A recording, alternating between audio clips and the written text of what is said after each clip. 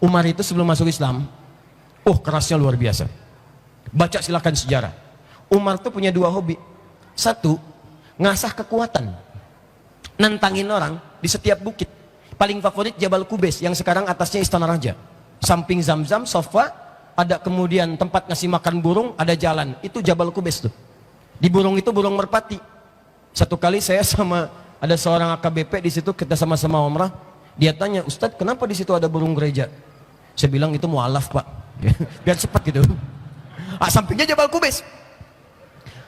Itu hobinya Umar, naik ke Jabal Kubais. Dia bilang, siapa yang merasa kuat, berani dengan saya, maka naiklah ke Jabal Kubais ini, kita akan berduel. Tapi sebelum duel, pamit dulu pada ibu yang telah melahirkannya, karena dia akan pulang tanpa nama Umar. Di tangannya gatal kalau tiap hari itu nggak tanding. Kalau sekarang ada yang coba jadi jagoan, jalan-jalan, nantangin orang, dia telat. 15 abad yang lalu sudah ada yang seperti itu, lebih jagoan. Diterlambat kalau hari sekarang pengen jadi jagoan yang tidak jelas. Kemalaman, kesiangan, kepagian, 15 abad. Hobi Umar yang kedua, itu Allahu Akbar. Sebelum masuk Islam, sebelum dititahkan untuk sholat, diantara hobinya yang kedua, itu senang mabuk-mabukan. Mirasantika, sebelum Bang Oma memberikan judul, itu sudah ada prakteknya dulu. Umar paling minimal 5 kali dalam sehari mabuk. Paling minimal 5 kali. Tapi tahukah Anda, begitu kemudian turun risalah Islam, hanya mendengar kalimat ayat Al-Quran, Taha, tersentuh jiwanya, berubah kemudian masuk Islam. Falamma aslama wa hasuna islamuhu, baik keislamannya, turun kemudian risalah sholat, dipraktekkan. Sholat itu yang merubah kepribadiannya. Yang tadinya kerasnya berubah menjadi tegas pada setiap kemungkaran, tapi sangat lembut dalam setiap kebaikan. Bahkan ketika diangkat jadi khalifah, maka beliau termasuk orang pertama yang dicatat dalam sejarah pernah senang belusukan dalam setiap kesempatan makan mendatangi rakyatnya. Umar belusukan dan tidak pernah bawa wartawan. Colok. Takbir. Umar. Jadi kalau mau ditiru, bagus Pak Bupati belusukan. Umar boleh, dan gak usah mengenalkan diri, saya bupati. Tidak. Umar khalifah, lewat seorang ibu sedang kesulitan, anaknya kelaparan, ibunya pura-pura masak karena tidak ada makanan, batu digoreng, minyaknya apa, tanah, goreng-goreng pakai syair. Syairnya dia katakan, duhai khalifah, senang-senangan di istana, makan enak, rakyatnya kelaparan, duhai khalifah, duhai khalifah. Kedengaran sama Umar. Allahu Akbar, dikejar oleh Umar, dilihat.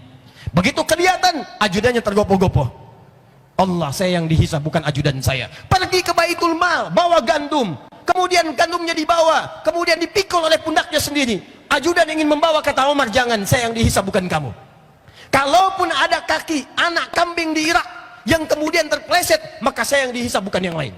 Dibawa gandumnya, datang ke tempat itu, dimasakkan langsung di depan ibunya. Begitu dimasakkan, sedang masak-masaknya, masih dicela oleh ibu tadi. Dasar khalifah, senangnya di istana, makan enak, yang masakin orang lain. Dan Umar gak pernah bilang, Bu, saya khalifahnya. Tidak. Sampai kemudian jadi makanan, disuapi anak-anak itu, dibangunkan dari tidurnya, dan tidak memperkenalkan diri tentang dirinya. Bagaimana transformasi kepribadiannya berubah ketika diturunkan risalah salat. Berubah pasca Nabi wafat, luar biasa. Dan tahukah Anda, ayat mirasantika, terutama minuman keras dan khamar. Khamar itu kullu ma yakhmurul aqla, sesuatu yang merusak kepada akal. Makanya kalimat Qur'annya nggak spesifik ke minuman. Narkotika itu khamar, sabu itu khamar, segala yang bikin mabuk itu khamar. Makanya kalau sekarang ada yang nyabu, ada yang sekarang terlibat narkoba, ada yang sekarang ikutan mirasantika, dia orang yang telat. Dulu sudah ada, dan orang dulu tobat. Begitu tobat, minta kepada Nabi, ya Rasulullah, tolong turunkan, minta kepada Allah ayat-ayat yang melarang khamar, mirasantika, supaya tidak diracuni akal manusia dengan keburukan khamar itu. Mohon kepada Allah. Siapa yang minta? Umar bin Khattab. Maka turunlah kemudian ayat-ayat larangan khamar dalam Al-Quran, plus dengan judi, plus dengan penipuan. Karena biasanya satu paket. Kalau orang sudah berjudi, maka di sampingnya ada minuman. Kalau orang sudah minum, maka tidak layak lagi kemudian kata-katanya menjadi teratur. Maka mohon kepada Allah, diturunkanlah 4 tahap sampai dengan turunnya Al-Maidah ayat yang ke-90 sampai 91 itu. Siapa yang tanya? Umar.